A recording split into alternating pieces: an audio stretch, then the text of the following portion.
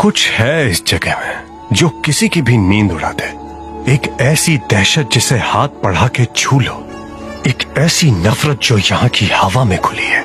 कमल का ध्यान कीचड़ पर जाएगा तो वो खिलेगा कैसे? इस माहौल को अपने ऊपर हावी मत होने दो अंगद। हमारी एकता ही हमें यहाँ सुरक्षित रख सकती है। हाँ, तुमने बड़ी एकता दिखाई। मेरे पिता तुम्हारे सम्राट का साथ छोड़कर उस राम का साथ दिया जिसने उन्हें। राम को अपनी आंखों से नहीं अंगद, अपने दिल से देखो, मेरी तरह, और तुम्हें आभास होगा कि उनमें एक ऐसी पावनता है जो पहले कभी नहीं दिखी। उन्होंने तुम्हारे पिता को मारा नहीं, मुक्ति देकर उन्हें ऐसा राक्षस बनने से रोका जो। बस, मैं यहाँ तुम्हारे फलसफे, तुम्हारी राम गाथा सुनने नहीं बैठा। मुझे अकेला छोड़ दो।